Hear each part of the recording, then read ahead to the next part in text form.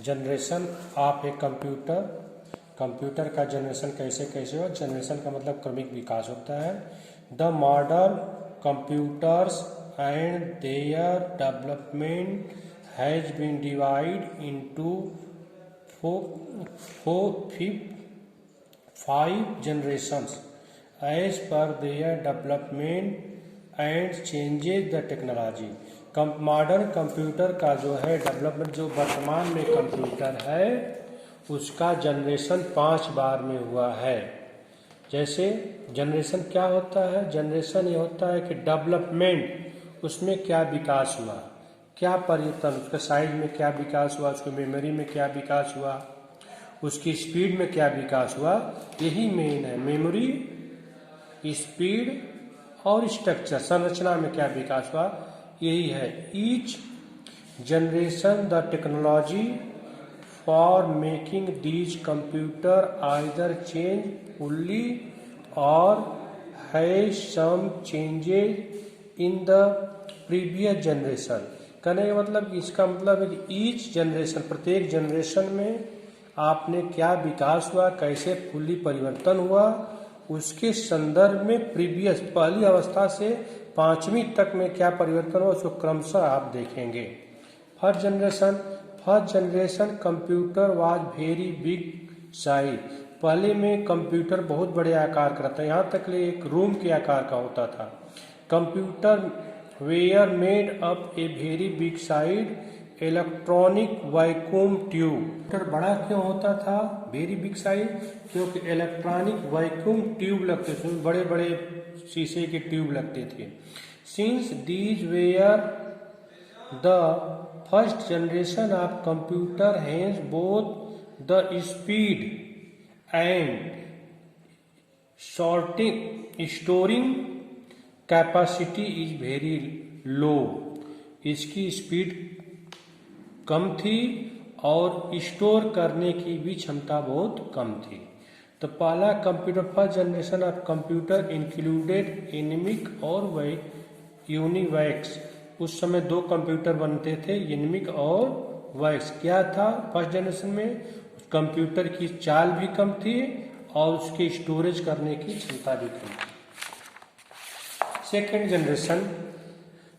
Generation of computer, the computer generation computers and transistor along the large vacuum tube.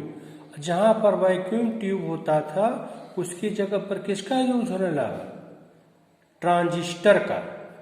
तो जो long size था उसकी size क्या हो गई, छोटी हो गई। लिखा these computer included IBM 7090 and 7094। उसकी साइज क्या हो गई, लिखा second generation of computer use transistor along the large vacuum tube. Large vacuum tube जो लगता था फर्स्ट जनरेशन में, उसकी जगह पर ट्रांजिस्टर लगा दिया गया। तो वह एक कंप्यूटर IBM और बना। Third generation, as the technology progressed which time new invitation look place the various field, these invitation result in the usage or IC circuits। कहने मतलब जैसे जैसे टेक्नोलॉजी आगे बढ़ी उसमें क्या हुआ, वैक्यूम ट्यूब वेरियस फील्ड में विभिन्न प्रकार के स्थानों पर प्रयोग के अनुसार उसमें परिवर्तन क्या हुआ। इंटीग्रेटेड सर्किट, जो वैक्यूम ट्यूब लगता था, ट्रांजिस्टर लगता था, उसके जगह पर क्या लगने लगा, IC integrated circuit.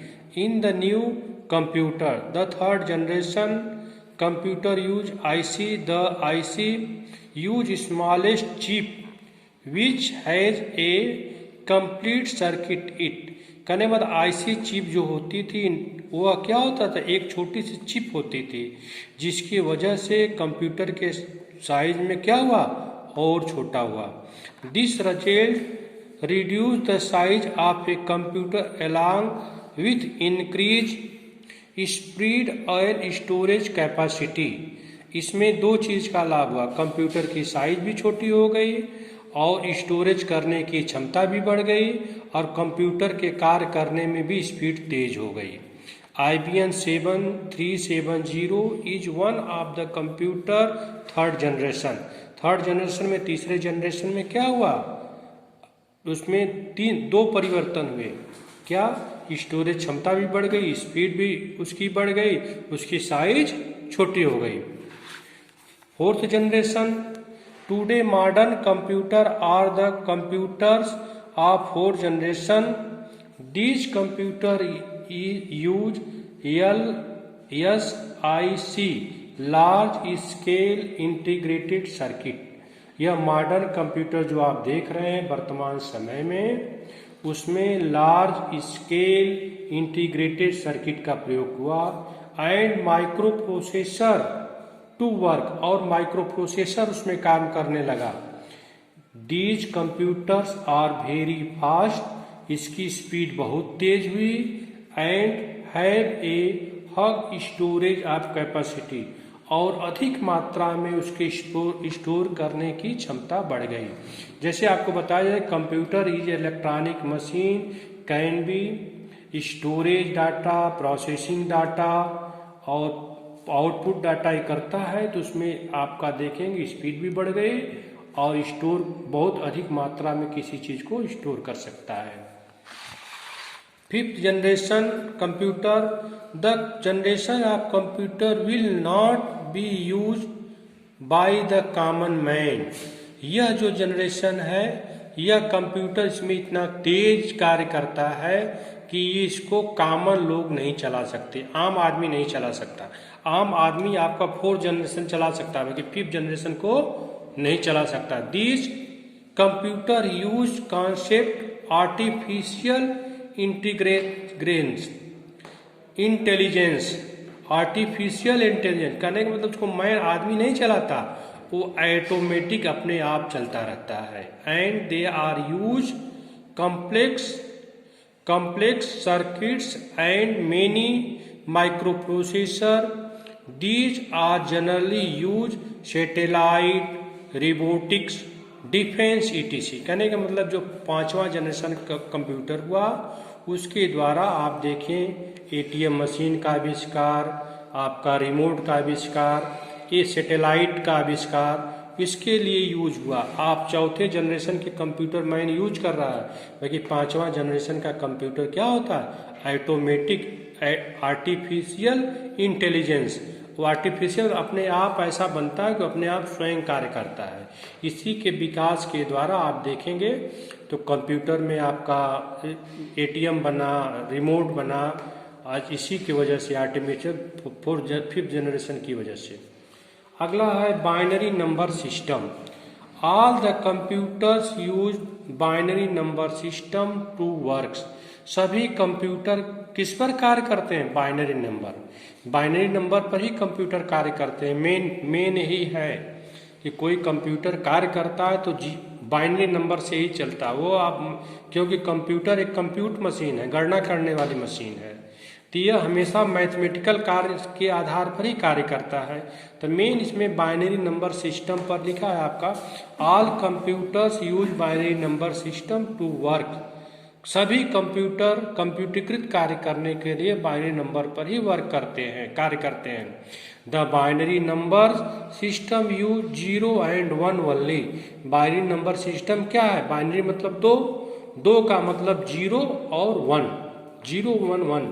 Hence stand 0 of 1 on.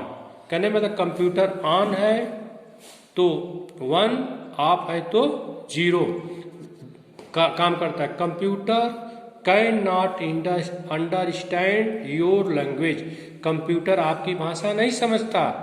Hence therefore converts our language binary number. ये जान जाइए जैसे कंप्यूटर में आप ABCD कुछ भी लिखते हैं तो उसको कंप्यूटर क्या करता है?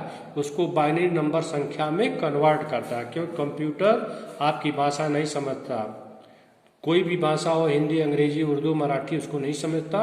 केवल क्या समझता है? 0 1 की भाषा समझता है, जिसको हम बाइनरी नंबर सिस्टम कहते हैं। Units of data. अब बाइनरी से यूनिट्स कैसे बने हैं, कैसे आप यूनिट्स बनते हैं, कैसे उसकी मेमोरी डिफाइंड होती है, आप देखें। The smallest unit of a computer is known as bit. Computer की यूनिट की सबसे छोटी इकाई क्या है? Bit, BIT, bit. A bit stand for either 0 और 1 in the binary number system. Computer की सबसे छोटी इकाई क्या है? Beat.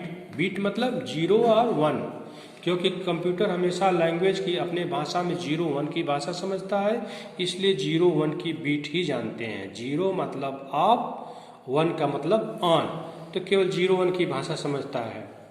4 bits commonly collectively are known as nibble. इसको 4 बीट को हम नेबल नाम से जानते हैं। 8 bit collectively is known as byte. 1024 bytes makes kilobyte. ये कंप्यूटर की मेमोरी के लिए बाइट शब्द का प्रयोग किया जाता है। 1024 किलो बाइट KB लिखते हैं, that is known as megabyte, MB। जो आपको इंटरनेट अगर मोबाइल चलाते होंगे तो उसमें MB डाटा देता है, वही है MB बाइट। और 1024 megabyte is makes in gigabyte. 1024 gigabyte make in terabyte. सबसे बड़ी इकाई इसमें टेराबाइट है। आप देखिए इसमें एक मैथमेटिकली क्रम है, ध्यान से देखें। 4 बिट्स, 8 बिट्स, इसके बाद देखिए इसी का कन्वर्ट इसमें होता है, इसका कन्वर्ट इसमें होता है, इसका कन्वर्ट इसमें होता है। जैसे मैथमेटिकल में 2 के बाद 4, 4 के बाद 6, 6 के बाद 8, 10 ऐसे बढ़ती जाती है, उसी तरह से ये मेमोरी है। मेमोरी का मतलब कंप्यूटर के स्टोर करने के, कार्य करने की क्षमता। जैसे आप मोबाइल लेने जाएंगे तो आपको पहले मिलता है कि आप पहले पूछते हैं कि हमारी मेमोरी बाइट की स्टोरेज कैपेसिटी कितनी है, तो बोलता है 4 GB है, 5 GB है, 32 GB है। तब आप उसके दाम पर जाते हैं, क्योंकि कंप्यूटर मोबाइल जो कार्य करता है 2 ही चीज़ पर कार्य करता है, स्पीड पर और बाइट, स्टोरेज क्षमता और उसकी स्पीड पर। जैसे आपको कंप्यूटर में भी बताया गया है कि अंत में आके सर्किट, इंटीग्रेटेड सर्किट 2 ही चीज पर हुआ, वेरी स्पीड और स्टोरेज क्षमता। तो कंप्यूटर जो है आप इसी पर निर्भर करता है, स्पीड पर और स्टोरेज क्षमता। जिसकी स्पीड तेज रहेगी वो प्रिंट आउट तेजी से देगा, हर काम तेजी से करेगा, स्टोरेज तेजी से करेगा। इसी तरह से आप एक कंप्यूटर बाइट आप देखें, बाइट बना है तो ये मैथमेटिकल है। ये आपको जब सवाल लगाएंगे आगे तो ये इसको पूछा जाएगा कि 4 बाइट किसको कहते हैं,